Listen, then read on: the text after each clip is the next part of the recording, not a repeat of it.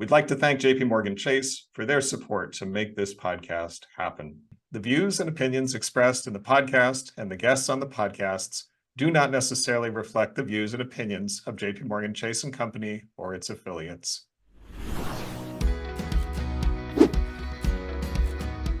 I'd like to welcome you to Commonwealth's Emerging Tech and Ideas podcast, a show on how emerging technology is impacting people living on low and moderate incomes. I'm Tim Flacke, Executive Director of Commonwealth and host of today's podcast. In each episode, we'll introduce you to a financial services leader who's innovating and thinking deeply on this topic. So thanks again for tuning in. Today's guest is Karan Kashyap, CEO and co-founder of Posh.ai. Karan attended MIT for both his undergraduate and graduate degrees, focused on artificial intelligence, where he was named a Siebel Scholar for his research work. And if you're not familiar with Posh, it's a company developing conversational AI-led virtual assistants specifically for banking. What differentiates Posh is that it's purpose-made for the specific kinds of conversations that we have when we're banking. And as they say, their product is where empathy is as essential as data and information. This is especially important and true for people earning low and moderate incomes. So let's jump in. Thank you for joining us today, Karan. Yeah, glad to be here. Excellent, excellent. I just want us to start with a little bit of your background. How did you get into this field and why did you create Posh? Help us know where you're coming from. Yeah, sure thing. I think if you look at the landscape of companies that have been formed in the banking vertical or credit union verticals, it's often people that have come from the banking or credit union space and they have an idea and they start a company.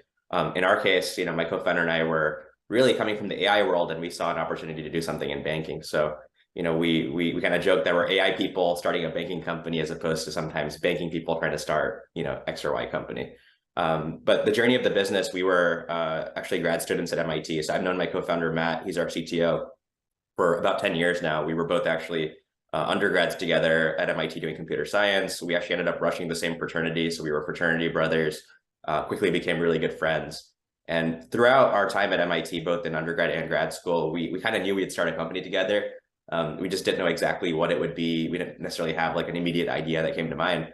But we knew we were both interested in the fields of natural language understanding. And we really believed that the future of human-computer interaction would be, conversational interfaces and virtual assistant type interfaces. So we ended up joining a research lab at MIT that was really working on kind of the technology behind virtual assistants. So things like natural language understanding, speech recognition, deep learning. They were, all over kind of the early onset of large language models and things like that. So we ended up becoming, fairly decent experts in that field. We started doing consulting work with other companies while we were at school. And kind of the big aha moment for us in starting Posh was actually seeing Bank of America roll out their Erica product. That was pretty, interesting because we saw that, hey, there's this really large bank that's able to hire all these people. And we know now that they've spent over $200 million in R&D for Erica so far.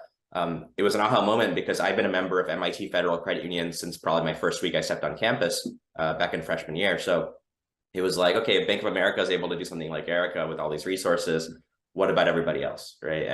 And it kind of became our mission at that point to say, hey, we're going to start this company that's going to kind of democratize this idea of Erica. We're going to build conversational assistants, and we're not going to go start by selling it to Bank of America like banks. We're actually going to start by selling it to the community financial institutions that are around, corners of streets and stuff that we're walking by around Boston as well. I love that part. The idea that, this was really from your real experience, right? That you saw this opportunity. And, for those of us that work in this field, credit unions have always occupied a certain special place. So that's a wonderful, wonderful origin story. Let's just go a little bit deeper as you got into it, and maybe the contrast with Erica is useful here. Where did you see the particular opportunity for the things, if I understand, you and your co-founder had spent a lot of time and energy, getting smart about and experimenting with? Where were the deeper connection points that you were excited to explore through creating Posh?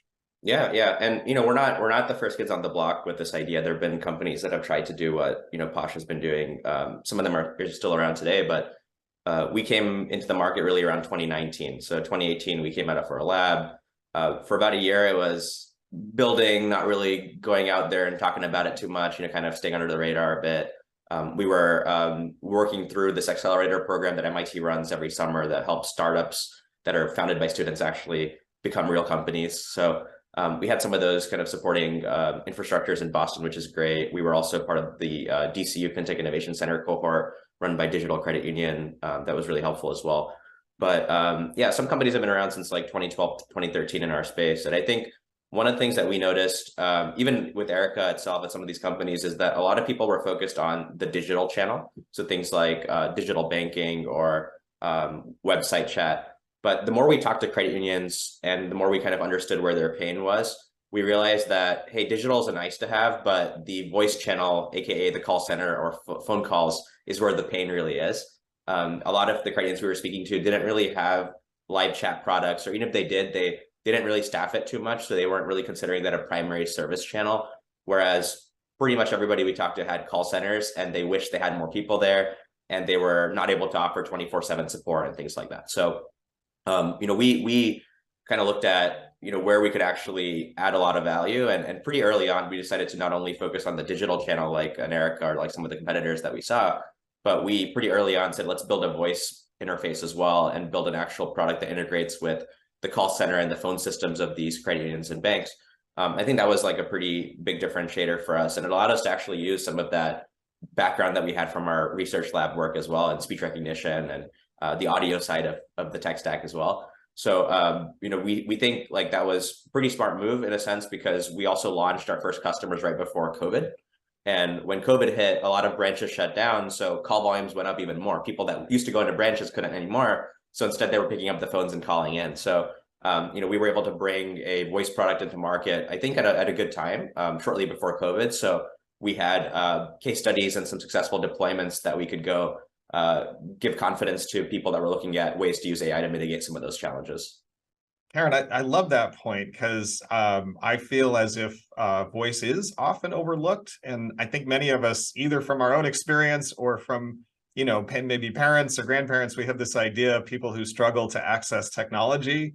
And when I picture that person, or the moments when I have been that person as I get older, it feels like voice is a more intuitive, more accessible technology interface. Has that been your experience? Has my intuition been borne out by what you've seen?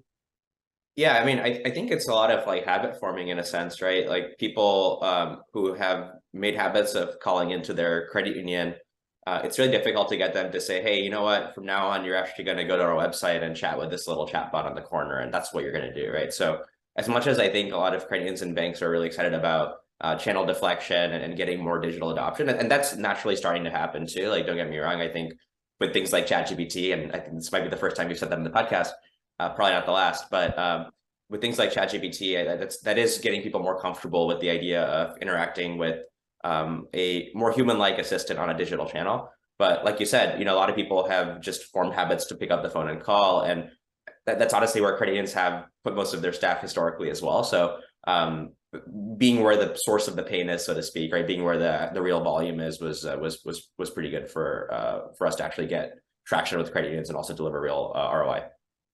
That makes sense. And it's not just the technology, but how it interacts with people is sort of what I hear there too. I want to switch gears a little bit. Something that we spend a lot of time thinking about at Commonwealth is, really checking ourselves that whatever we're working on is adding up to the handful of outcomes that we really care about. And for us, that's, one of those key outcomes is greater financial security for families who often don't have it. And I want to see if you can help us understand how the things that Posh is working on, that you already have deployed, and maybe some of the things that you can see in the distance can help achieve or contribute to that outcome for families of having more financial security. Yeah, definitely. A lot of it is also just, getting people access to banking services that maybe they couldn't have really strong access to before. A good example of that is someone that's not working typical hours. Maybe they can't really get into a branch during normal branch hours. They can't call a call center during normal call center operating hours. How do we extend the ability for a community financial institution to actually serve those members or customers at a time that works for them?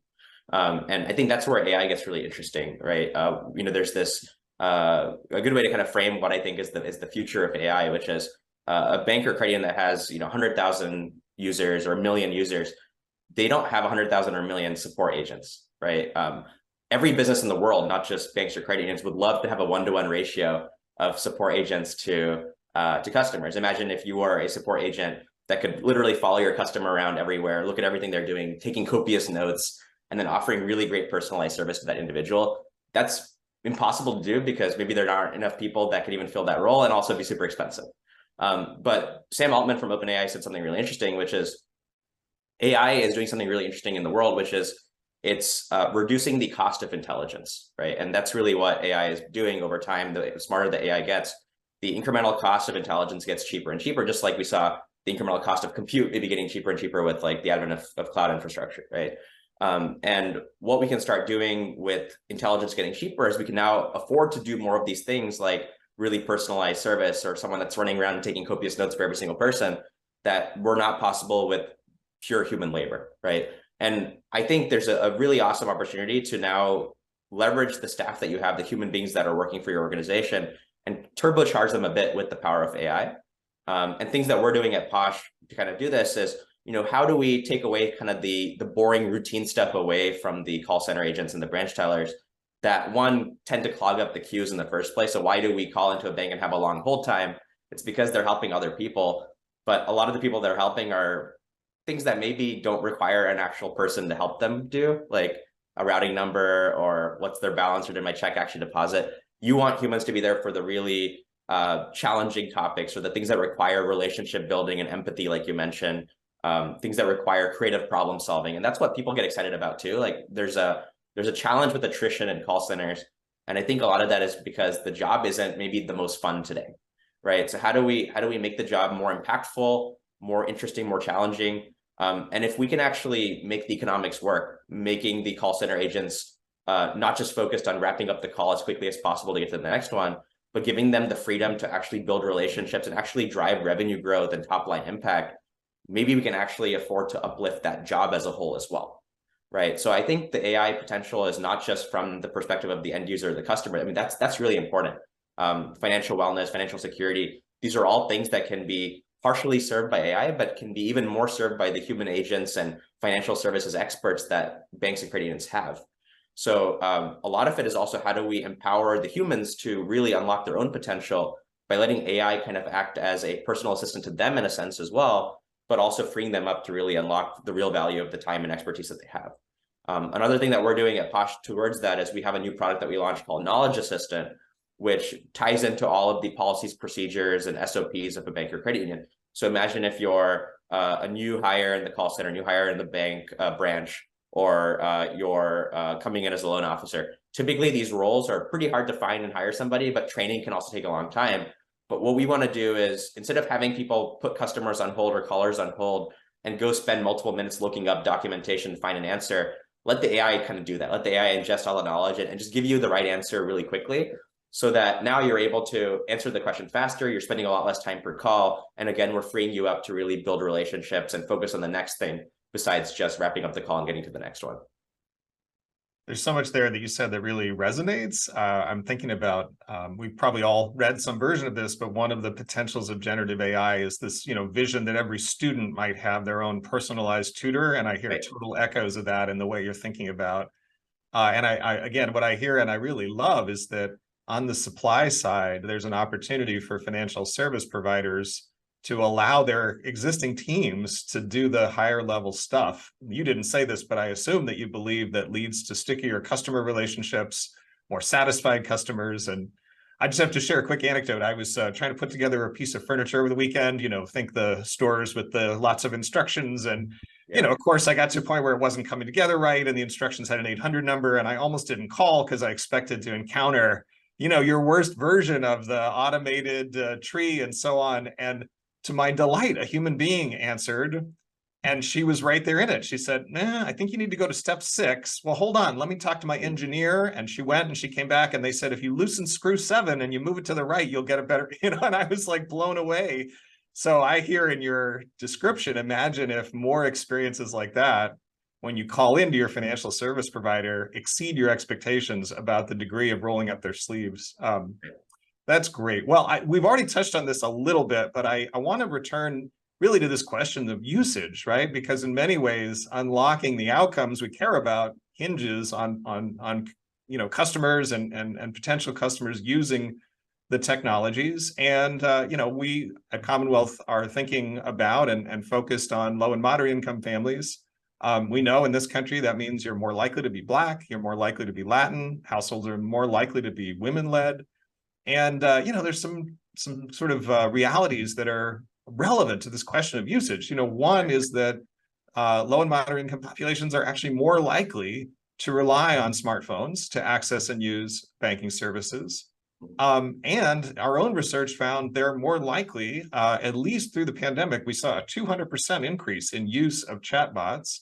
But on the other hand, there's also ample evidence, and for very understandable reasons, there's much deeper mistrust of mainstream financial institutions and industry in these same populations. So when you wrestle with all of that, what do you see are the trends that are going to drive usage specifically for the populations that we're thinking about? Yeah, and it's not just service in English a lot of the times, right? It's other languages, and then bringing banking services to populations that don't speak mainstream English. So one thing that's really exciting is that things like large language models, new innovations, are really good at bringing multilingual capabilities. And in the past, a lot of people that have tried to do multilingual and virtual assistant technology have just kind of relied on a service like Google Translate. So you basically build your assistant in English, and you kind of use Translate as an intermediary. The problem with things like Google Translate is that they're not built for financial services. So certain things don't get translated the right way. It's like kind of choppy translations from a financial services lens. And things like LLMs are really interesting because you can actually train these models to be LLMs for this vertical, or you can fine tune them to be LLMs for financial services. And those multilingual capabilities tend to be a lot better than a service that's not built for the domain or for the vertical. So things like vertical SaaS or vertical AI, like these are all really big areas of focus for venture capitalists, for example, because they know the future of a lot of these technologies like AI is going to be vertical heavy and vertical focused for those reasons. One thing I want to talk about too is I know maybe a lot of the population may not trust like the really large kind of behemoth organizations, but there are a ton of really small, often overlooked by vendors, credit unions, and banks around the country, right? You have a lot of really, in the grand scheme, kind of pretty small, like we call them small market credit unions and banks. These are the ones that tend to also really have presence in areas that are not really large urban cities on the coasts. So if you go through, sort of the central part of the country, you may not see the biggest banks having big presences there, but you will see a lot of, kind of cooperatives and credit unions that have kind of spawned based on the town or based on the category of workers that tends to be there. So in the past, if you look at, a lot of these like smaller credit unions and banks, think like 10, 50, even, maybe even 100 million in assets, but definitely sub 100 million assets, it gets even worse. A lot of vendors in the past, technology vendors, and Posh included in a sense historically, we've often overlooked that part of the market just because the cost to serve that market has been maybe not great from a business standpoint, right? So for building a virtual assistant, historically, you need to have a conversational design partner. We have human beings that we've hired who have conversational design certifications. You have to have some level of customization of your model per institution, and that requires often some human in the loop in the machine learning components. So there was a little bit of a challenge for us historically, and even for other companies. You look at like digital banking vendors and core vendors. Sometimes you see the biggest players won't really touch some of these smaller institutions. What that leads to is sort of a technology desert, so to speak, for that part of the market, and especially for the areas of the country where that's really the types of FIs that are kind of really playing there. So what I really am interested in too and excited about is that Posh is trying to do better in this area as well. And it's not because we never really cared. It's just because the cost to serve was not really feasible for us in the past. But that's where things like generative AI and LLMs really become interesting, because where we used to require humans to say parse through dozens of knowledge articles and go through their policies, procedures, and training manuals to extract the information we needed to actually build our virtual assistant, more and more we can start relying on AI tools to actually do some of that heavy lifting and make these technologies accessible to even those types of financial institutions as well. And I think what that will result in is, if we can offer and empower these solutions to those types of FIs, now we're able to again bring more technology to the service or to the communities that they serve, right? And in the past, like we started the company Posh because we didn't think that the best technology was exclusive only to the Bank of Americas. We wanted to bring it to the mid-market. well, the best technology shouldn't also only be accessible to the mid-market, it should also be available to the small markets as well. So it's this like increasing waterfall of like bringing better technologies down market, which is only enabled by improving things like cost to serve. And like we talked about a second ago, the diminishing cost of intelligence over time. It's a really interesting kind of thesis there that in this use case, increasing efficiency and reduction in cost actually can accrue to the smaller players. That's something probably worthy of a whole conversation unto itself. I did want to ask you one follow-up, and this is I'm hitting you without any preparation, so I know that, but based on my own experience as a customer, I have a hypothesis that when you have one of these, the way you just described, better interactions where the person, if it is a person, is able to really give you more tailored, personalized, you really feel seen kind of service. Is there any evidence that that leads to greater trust, greater customer satisfaction, all these kinds of metrics that we as business people would want to see?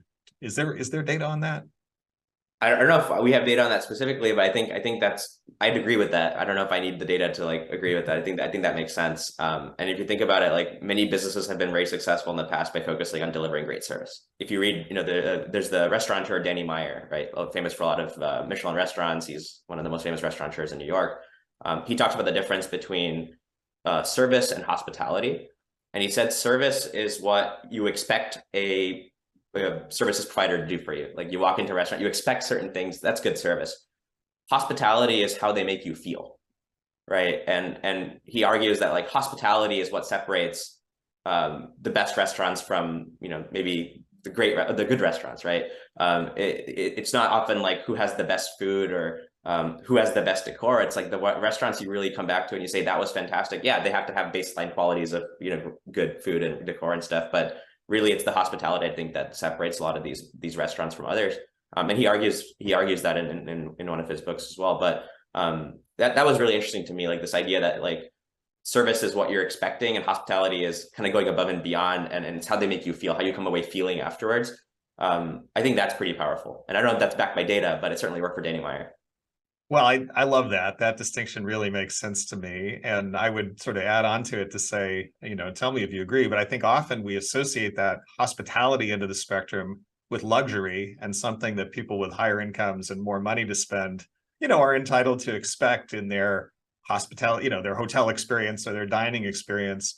But it's a pretty interesting thought to imagine that this technology can extend that hospitality into the spectrum to a whole additional market. So I really love that. That's super interesting.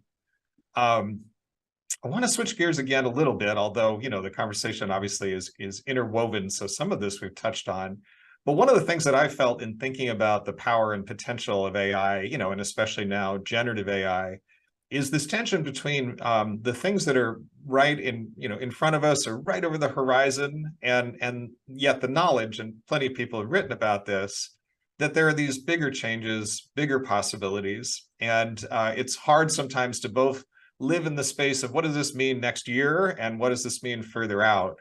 And I wonder if we map that basic question to financial services, what are you excited about that's beyond just increasing the quality of customer interactions, that you see potential for AI, either in, inside Posh Shop or frankly, more broadly as well? Things like core institutional functions that might, be the way that we get to these efficiencies you're already alluding to, or entirely new applications of technology in financial services that we might not even really be thinking about today, sort of paradigm changing. Do you have any thoughts on that? Yeah, definitely. And it's really, by the way, it's really hard to like forecast timeframes. I think we as humans don't do a great job of understanding exponential things, right? It's really difficult for us to like really wrap our heads around those things. But that's really where we are, I think, with AI. Like we're still in the early eras, early innings of AI, but I think it really is going to be an exponential journey. And in a way, it's a little scary because even myself running an AI business, like it's hard for me to forecast exactly what's going to happen or when. But what I think is really exciting about what we will see is, even if you think about businesses like Posh or just how we think about support in general, it tends to be associated with a lot of like reactive behavior, right? Like you're not really trying to preempt the solution with the customer. You're kind of waiting for them to pick up the phone and call you, and they have a problem, and then you can solve it. And don't get me wrong, there's a lot of value there right now to like, get better and better at AI solving those routine things that people call. But what it misses is some level of like proactiveness or some level of predictiveness, right? And I think one of the challenges is in getting to this vision is that banks and credit unions tend to have pretty like fragmented customer data platforms. So you might have like some information living in a core, some information living in a card processing system, others in an LOS, others in a CRM, and so forth. For AI to get really good at being proactive and predictive, you kind of need to unify that customer data platform, if you will, right? You need to be able to use as much data as you have on a customer to really serve them well. It's not just like what's your favorite color or what size of shoe did you order last time. It's like other really meaningful things. And with financial services, like you can go a lot deeper because a lot of the reasons why people behave certain ways and live their lives is financial reasons, right? And how they spend their money, where they spend their money, what their goals are in life, where they live, how old they are. Like all these are like pretty interesting characteristics to really start to understand where someone is in their journey and maybe try to start to be a little bit more proactive with that, right? And that's a goal that we have at Posh. Like I don't know if we'll like get there in the next 12 months. I don't think so. I think it's like a multi-year vision, but it's a flywheel that we form between understanding a user to then engage them better, right? The more you can engage a user, the more they engage back with you, the more data you end up collecting about them that allows you to engage them better. So in a sense, like you have to have like a good enough performance for them to come back and use your product. But also you need to understand as much data as you can about them that you have, or maybe the bank has, to set yourselves up to have a really great first impression and offer them the best engagements that you can every time, right?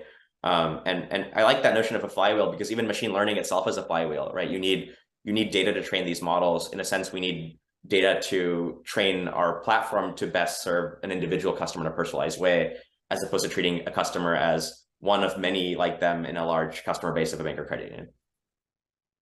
Love that. And it dovetails with something that I find myself thinking a lot, again, both reflecting on my own life, but also thinking about our work at Commonwealth, which is there are so many pressures that make us live in the financial present. And yet, in theory, thinking about our entire lifetime as part of our financial decisions and so on probably offers us a lot of benefits. And so there's something about your flywheel notion and the idea of leaning more into proactivity, if that's a word, rather than reactivity, that feels like it's the component parts of helping us to live with a longer time horizon, in mind. So I love that a lot. Well, so we can't have this conversation without spending a minute on some of the concerns that we all read about and probably worry about related to AI. And one of them is, what can go wrong? There's of course a lot of possible answers to that question. The one I want to ask you though is, are there ethical trade-offs just inherent in the development of AI? Like, do we give up something for what we gain? And if so, what are we giving up? And, how do we think about this? How do we mitigate that? How do we navigate any trade-offs? What are your thoughts there? Yeah. I think when you think about like even just people using ChatGPT, they find issues with inaccuracies, sometimes biases. It really stems to what data was used to train those models, right? That's like a pretty simplistic realization is that, yeah, you have these issues downstream with how the model's performing, but it probably goes back to the data that it was fed in the first place. With banking, of course, that's a bit more sensitive. If you think about like loan decisioning models, for example, like, there's clear scary things that can happen if there's bias in those models, right? And not great for marginalized populations. So what I think is pretty important is, one, there's this notion of like model risk management that banks already employ when they're thinking about using machine learning models or AI models, even like, kind of not the large ones that we see here today, but even just kind of smaller, more statistical models. There's this idea of model risk management where you keep this, what we call a gold corpus, or this like example set of like fake users, just hypothetical users.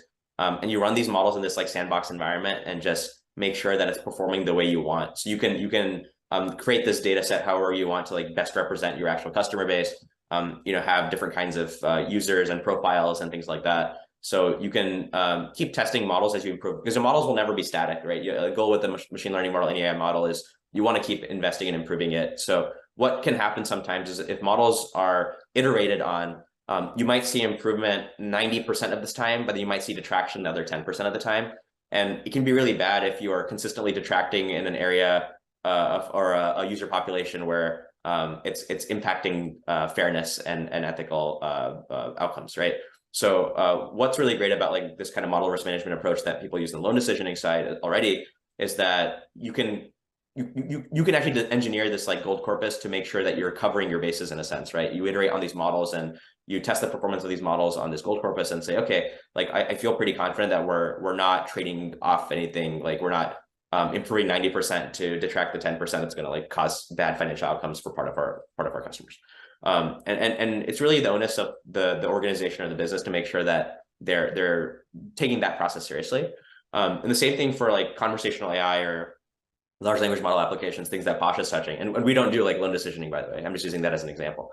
On our side, we can kind of do the similar things. Like when we're iterating on our conversational models, we can have this like bank of thousands of sample conversations or sample inquiries and sample scenarios and stuff that we think well represent the things we will see in the wild, right? Edge cases, maybe different types of users, some that are more willing to talk to a bot, some that are more upset, they're a little less willing to talk to a bot. And we can iterate on our models and actually run these models on our gold corpus and say, hey, we feel pretty good. Like we're not like trading off something substantial. And sometimes trade-offs are part of life, right? You have to like be willing to sometimes trade something off, but you can't cross ethical boundaries and you can't marginalize people as a result of these trade-offs, right? And that's why this type of approach is pretty valid. That you can design a good gold corpus, whether it's fake people or fake conversations or whatever it is, and just run these simulations to make sure you feel confident. And the other thing I'll say too is again, like it's not just the testing, it's the training in the first place. Like we need to make sure the data we're training these models on is safe data and it's good data. And also be careful about where you're actually applying these AI models. A lot of these models are too big to serve on-premise. They require dozens of machines and GPUs, if not hundreds.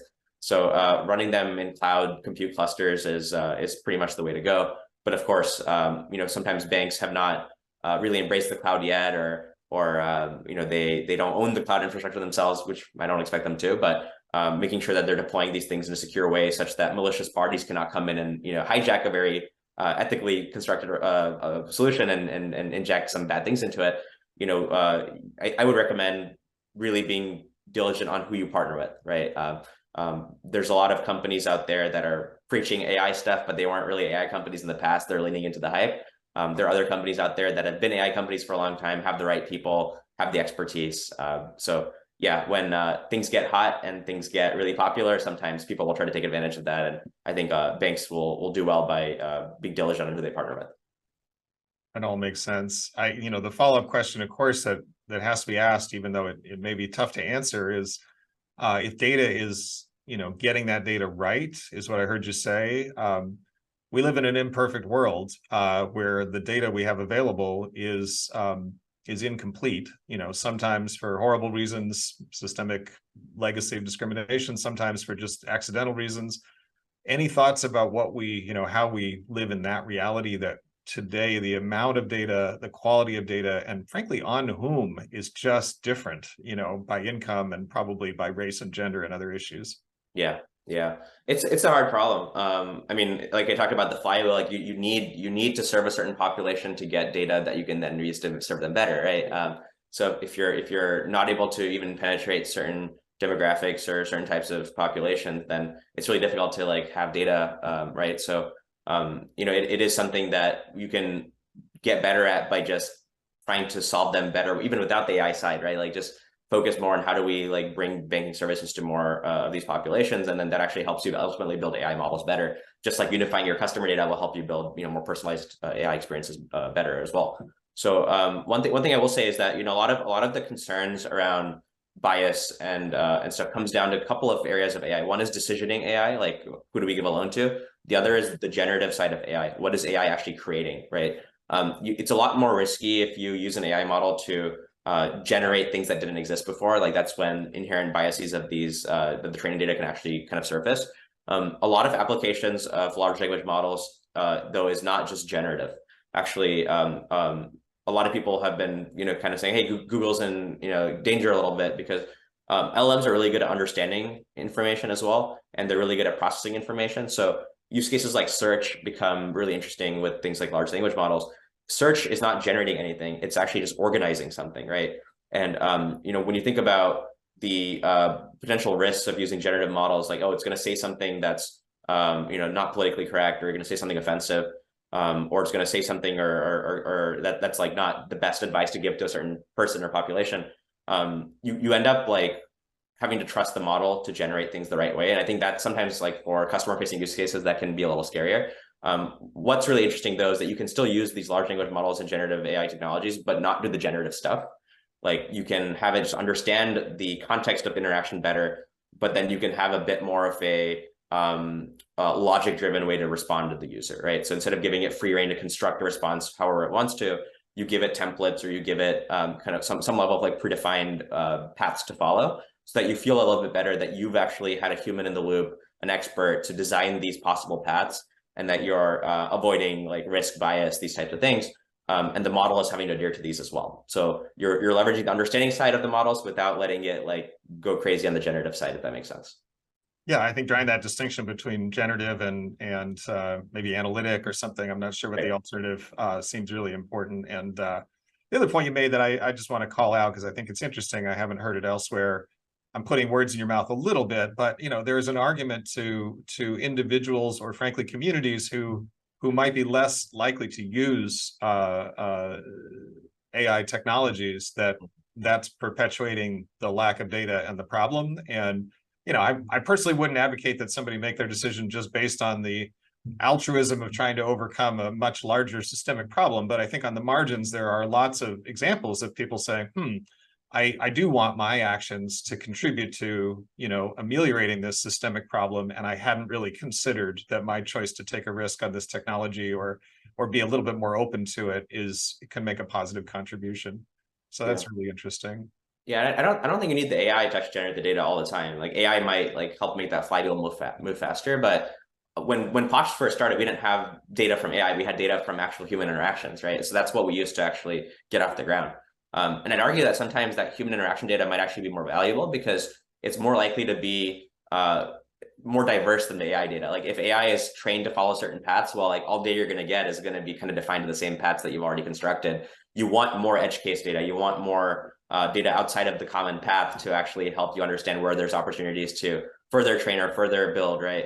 And the combination of having AI source data, but also the human source data, I think that's actually pretty valuable. That's actually a really great point. That it's the further from the mainstream, maybe where it's most additive, right? Most marginal benefit. I love that. Well, we could talk a long time, but we're coming to the end of our time. So I want to just really hearty thank you, Karan, for making the time and for just offering the thoughts that you have. I am pretty sure that our audience has taken some good stuff away from this. Maybe there's one more chance for them to do that. Is there anything, imagining we have a pretty wide cross-section of folks listening, but anything that you would recommend to read about AI, technology-related issues, or check out? Maybe it's some other medium. Any recommendations there? Yeah, I mean, I probably recommend some stuff, and then by the time people watch this, it'll be outdated because AI is going to move faster, right? No, I think it kind of depends on what you're looking to do. If you just want to understand AI better, and kind of how it works, there's really great YouTube videos that kind of talk about it from different lenses. If you're looking to actually just get a feel for AI, go try it out, right? There's ChatGPT and Bing Chat and all these other like virtual chat experiences that are being powered by LLMs, and more companies are coming into the LLM space, by the way. Like we talked about the diminishing cost of intelligence, like part of that is powered by the fact that there's more than just OpenAI playing in the space, right? And there's more competition happening at this LLM level. So one, it's driving people to keep pushing improvements, but it's also driving people to bring down costs, which helps downstream players like Posh actually build applications on top of it, because now the incremental cost of an API called a large language model becomes a lot cheaper over time, right? So that is really exciting. And these technologies, I think, are getting into services and products that we're using day to day by other big companies that we might not even notice. Like you open Amazon's landing page and you see all these products that are really personalized to you. That's a good example of companies that have like stealthily built personalization engines and AI models that maybe don't advertise it as such, right? But that's really what it is. I would recommend just trying things out and playing around with ChatGPT, and hopefully as you try things out, like you'll ask questions as to like, hey, this was wrong, what's happening, what is a hallucination, how's this technology actually work? I got into computer science because I was actually playing, computer games, and I wanted to learn how to build a computer game, and that kind of got me to that space. So I'm a big believer in doing, and then that drives you to learn because it builds curiosity. And, to your original point, it's sort of future-proof, right? That engaging with the technology of whatever state it is always going to be time, of the moment, as opposed to trying to read something about it. Well, we're going to need to leave it there. I want to just thank you again and encourage all of our listeners to keep this conversation in mind the next time that they reach out to their financial service provider and find themselves interacting with either a human agent or a technology agent. Thank you so much. Hopefully a human agent that's augmented with a technology agent maybe too, right? So 100%. Thanks again, Karan. All right, thanks so much. All right.